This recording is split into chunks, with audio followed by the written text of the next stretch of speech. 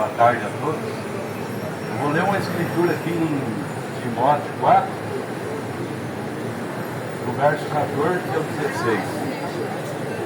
Não despreze o dom que há em ti, qual te foi dado por profecia, como a imposição das mãos dos presbíteros.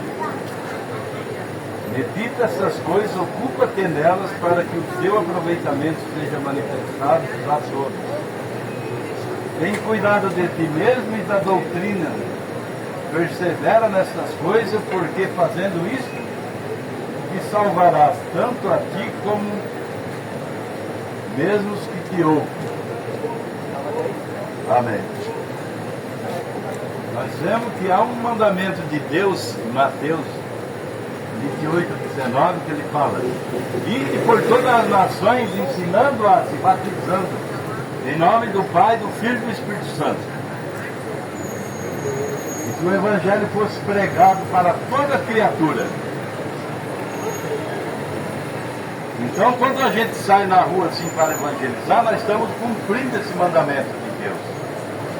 Eu gostaria de estar sentado no meu sofá, dormindo, ou assistindo alguma coisa, mas Deus, Ele nos inspira.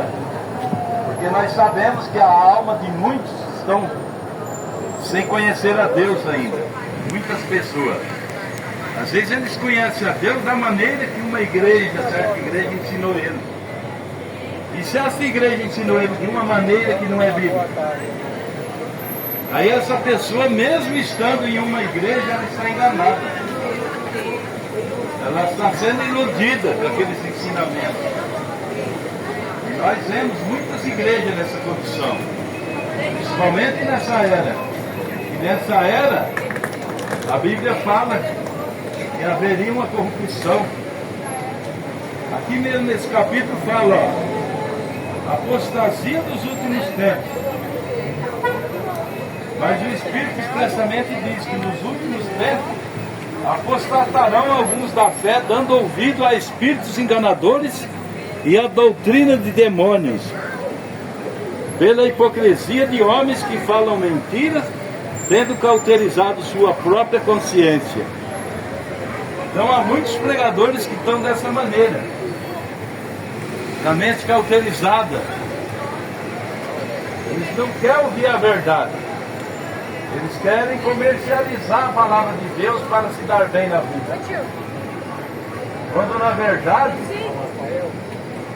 o Evangelho não dá direito de ninguém tirar vantagem do Evangelho. O Evangelho deve ser pregado para pessoas se arrepender dos seus pecados, dos seus erros. Aí você fala, mas que erro? Erros doutrinários. É o pior deles. O profeta disse que o pior erro é o erro doutrinário. Porque o erro doutrinário, em vez de ele estar te levando para o céu, está te levando para o inferno. Doutrinas erradas. E naquele tempo que os discípulos estavam iniciando a igreja, eles falavam: filhinhos, acautelai os falsos profetas e os falsos cristos. E presentemente já estão no meio de vós, enganando a muitos. No comecinho da igreja já estava tendo essas coisas. E agora? Com essa comercialização do Evangelho que nós vemos por aí. Que situação que não está isso? Então muitas vezes a pessoa está dentro de uma igreja, em 4 paredes ali, mas o ensinamento está errado. Então em vez de estar guiando você a Cristo, está levando você para o lado errado. Mas Jesus disse, examinai a Escritura que ela testifica de mim. Ele falava. E procurar ter nela a vida eterna. Ele não falou que você procurar a vida eterna na Assembleia, na Batista, na Metodista, na Vida de Amor, no Universal, no Brasil para Cristo, não. Nas Escrituras. Então onde que é a fonte? Nas Escrituras. Porque hoje tem milhares de ensinamentos. Esse não bate com aquele não bate com o outro não bate com o outro não bate com o outro. Deus tem 1000 verdades? Não. Tem uma. Qual que é a verdade dele? Isso daqui. Por isso que ele diz, quem crê em mim, como diz a Escritura, tem vida eterna. Porque quando você crê, igual diz a Escritura, dá direito de você receber o Espírito Santo. Agora, quando você está crendo, igual diz as igrejas, você não tem direito de receber o Espírito Santo, não. A igreja está ensinando coisa que não está na Bíblia. Campanha disso, campanha daquilo, dinheiro para cá, dinheiro para lá. Comprando a bênção, sendo que Deus deu de graça receber e de graça dar. Não está falando, faz campanha de 9 dias, faz isso, faz aquilo, não. Aquela mulher chegou e só tocou em Jesus. Cadê o dinheiro que ela deu? Nenhum, ela deu para os médicos, porque ela acabou com a sua riqueza de tanto ir médico e não ser curada. Verdade. Mas quando ela só triscou nas vestes de Jesus, ela foi curada. Precisou fazer campanha de 7 dias, de 9 dias, de não sei o quê. Daí é tudo maneira de igreja para fazer você ir várias vezes na igreja e dar dinheiro. Tudo safadeza. Sendo que não precisa nada dessas coisas. Nós pregamos a mensagem de um profeta que Deus enviou nessa era para restaurar todas as coisas que as igrejas perverteram. É prometido em Malaquias: antes que venha o grande e terrível dia do Senhor, eis que eu vos envio o profeta Elias, e ele restaurará todas as coisas, para que eu não venha e fira a terra com maldição. Então essa mensagem ela veio para mostrar para nós aonde a igreja errou e o que está errado, que você precisa voltar e acertar. Então esse Elias ele viria converter o coração dos filhos aos pais. João Batista converteu o coração dos pais ao filho, que é Cristo. Mas agora esse profeta Elias encardecer, ele converteria o coração dos filhos aos pais na fé, que é aos apóstolos, que é nossos pais na fé. O que é converter o nosso coração à fé apostólica? Voltar a crer da maneira que eles criam. E qual é a maneira que eles criam? Começando pelo batismo. Batismo em nome de Jesus Cristo. Atos 2:38, quer ver?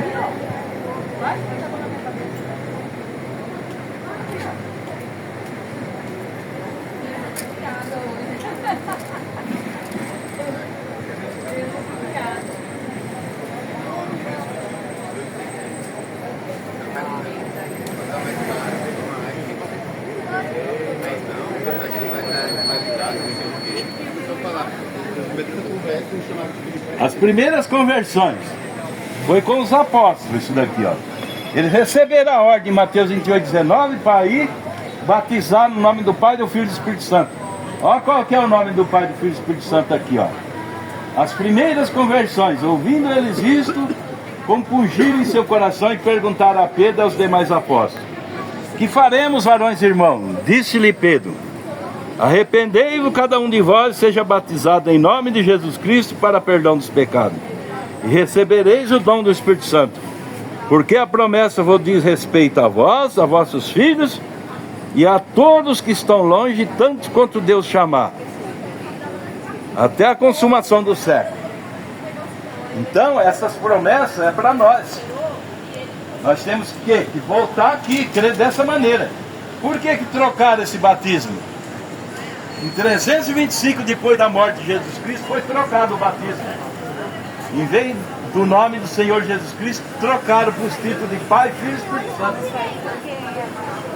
E de lá veio errado.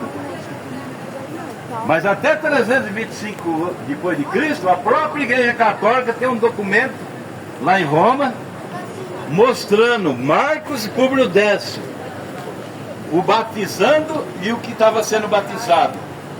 Foi o último batismo que fizeram em nome do Senhor Jesus Cristo, foi esse. Em 325, depois de lá para cá trocaram, puseram os títulos de Pai, Filho e Espírito Santo, ao invés do nome, como os apóstolos fez. Aí você fala, mas você só mostrou uma Bíblia? Vai lá para Atos 19, Paulo pegou os discípulos de João e batizou em nome de Jesus Cristo também. E eles já eram batizados no batismo de João. Por que eles precisam ser batizados novamente? Porque quando Jesus mandou batizar, agora tem que invocar o nome dele. Porque a Bíblia fala, tudo que fizer por fé ou por obra, fazer em meu nome. Eu vou orar para o enfermo em nome de Jesus Cristo. Vou expulsar um demônio em nome de Jesus Cristo. Quero uma bênção de Deus em nome de Jesus Cristo. Peço para Deus. Agora na hora de batizar não é. Sendo que até 325 anos os apóstolos batizavam assim. Quem trocou foi as igrejas. E sabe onde que esse batismo veio vindo errado? Através de Martim Lutero, que era um padre. E ele era um católico. Ele revolucionou contra a igreja católica, mas ele trouxe o batismo errado. Até agora. Só que agora nós estamos no tempo do entardecer. A Bíblia diz, no tempo do entardecer haverá luz. O tempo da restauração de todas as coisas.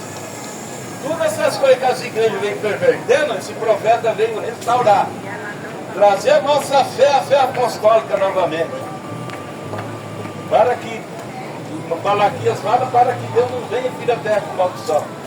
Para que esse profeta veio preparar isso? Para a igreja se posicionar na palavra novamente, para Deus vir habitar ela. Porque com esses ensinamentos denominacional que está por aí, não habita ninguém mais não. O que era pecado lá atrás não é mais. O que não podia lá atrás, agora pode. Deus fala, eu sou o mesmo ontem, hoje, eternamente. Eu sou Deus e não mudo. O homem muda de ideia, Deus não, Deus é perfeito. Quando ele escreveu a Bíblia, ele sabia que cada coisa ia acontecer naquele tempo, naquela era. Ele precisava de Elias no tempo de Elias, ele precisava de Noé no tempo de Noé para fazer a arca, ele precisava de Moisés na era de Moisés,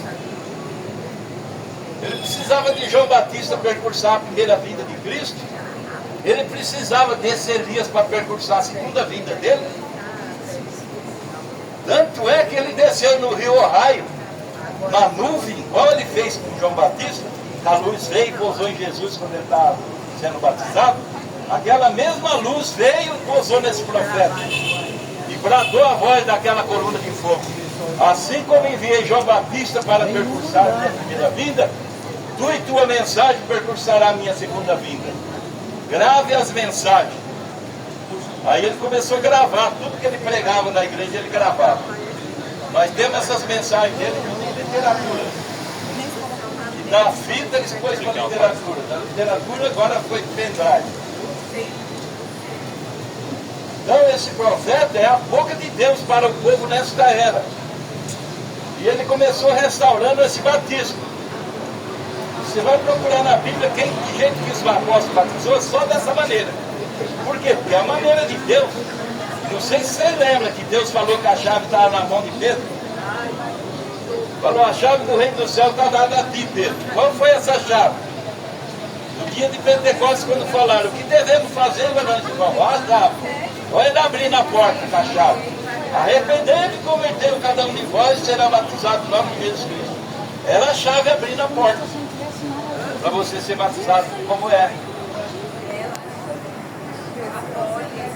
Aí eu pergunto para vocês, vê se vocês acham alguém batizado aqui na Bíblia, nos títulos de Pai, Filho e Espírito Santo. Não tem. Por que que não tem? Então, em outras palavras, estão querendo dizer que os apóstolos não obedeceram Jesus? Não cumpriram a palavra? Não. Eles cumpriram. É o povo que não está sabendo, que a coisa foi lá atrás, pervertida. É bem lindo. Ensinaram eu na escola que Eduardo Cabral descobriu o Brasil. Está cheio de índio aqui no Brasil. E que ele descobriu o Brasil está cheio de índio? Descobriu o Brasil com os índios. Eduardo Cabral veio roubar o Brasil. É verdade. Agora as igrejas estão batizando dessa maneira errada. Mas por quê? Porque perverteram lá atrás. Agora quem foi ensinado errado agora não sabe disso. Mas vai lá perguntar em qualquer igreja se não tem esse documento lá. Ele foi lançado na revista Life dos Estados Unidos, essa doutrina. Só que nós estamos na era da restauração, agora tem que ser tudo consertado. Então nós vamos encerrar por aqui, porque tem pouco tempo para falar, né? Mas se a gente fosse falar o que Deus restaurou, são tantas coisas. Eu falei uma das coisas que ele restaurou, mas são muitas. Aí lá foi criada muita doutrina falsa lá, inclusive de Nicéia. Aí foi colocada nos caminhos da igreja. Agora a igreja fica se achando que ela é a primeira igreja. Ela é a primeira que perverteu a palavra de Deus. A primeira igreja são os apóstolos. Deus levantou. E ela se virou uma igreja 325 anos depois de Cristo, sendo falsa. Por isso que lá em Apocalipse fala assim, ó, a grande prostituta, a mãe das meretrizes. A Bíblia está chamando essa igreja que acha que ela é a tal, de mãe das meretrizes, quer dizer, ela é uma prostituta que prostituiu a palavra de Deus, e as filhas que foram geradas pela doutrina falsa que ela criou, estão tudo de braço dado, elas são meretrizes também. Porque meretriz na palavra de Deus é adulterar a palavra. A Bíblia fala que nós não devemos tirar um tio da Bíblia e nem aumentar. E eles aumentaram e tiraram. Onde o batismo é o nome de Jesus Cristo, trocou para os filhos. Onde fala que Deus é um só, eles colocou que tem três. E é outra doutrina falsa que a igreja inventou. Três pessoas distintas. Três pessoas distintas é isso, ó. Estou vendo eu aqui, esse senhor aqui, essa senhora. Três pessoas distintas. Agora Jesus não, ele Deus, a unidade dele é diferente. Jesus falou, quem vê a mim é o Pai. Eu, a carne, e o Pai, somos um, que é o Espírito. Está vendo dois? Só um. Por isso que Jesus falou em Apocalipse, eu sou o primeiro e o derradeiro. Ele falou, eu sou o segundo da Trindade. Deus falou no Velho Testamento, vede agora que eu sou Deus, mas não é um Deus comigo. Os discípulos falaram, Senhor, mostra-nos o Pai, isso não basta. Ele falou, há tanto tempo estou com Deus, ele me conhecido ainda, quem vê a mim vê o Pai, como disse tu, mostra-nos o Pai. Depois ele falou, eu vou e volto e estarei em vós. De que forma? Na forma do Espírito que ele era antes. Ele precisava morrer na cruz do Calvário, não tinha sangue, porque Espírito não tem carne nem sangue. Ele se fez homem para poder ter sangue. Aí quem desceu para morar lá? Deus morou ali, aí era Deus conosco. Agora ele falou, eu vou e volto, estarei em vós. Aí é o que? Deus em você, de forma de Espírito. Três manifestações de Deus, mas um Deus. É como eu, sou um homem só, posso ser pedreiro, pintor, carpinteiro. Tem três profissões, mas só sou um homem. É o que Deus fez. Por que ele é pai de Jesus? Porque ele gerou aquilo no ventre de Maria. Então ele é pai. Por que aquele corpo chama o Espírito de pai? Porque o Espírito gerou ele. É pai dele. Deus o fez Senhor e Cristo, quer dizer, ungiu ele com o Espírito Santo. Então, Senhor Jesus Cristo é o nome de Deus. Jesus falou, eu manifestei o teu nome aos homens. Porque Deus, ó, ele é Jeová, ele é Elohim, ele é a rosa de Sarão, ele é a estrela da manhã, ele é o lírio do vale, ele é Pai, ele é Filho, ele é Espírito Santo, ele é curador, ele é salvador, ele é Jeová Jiré, Jeová Rafá.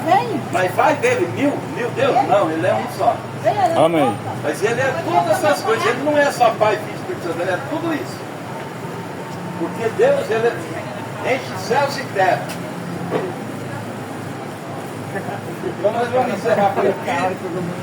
Agradeço cada um que ouviu. Nós vamos distribuir uns boletins, se alguém aceitar. Esses boletins vai indicar os nossos horários de culto, nossas reuniões, programa de rádio que nós temos, endereço da igreja. Deus abençoe a todos.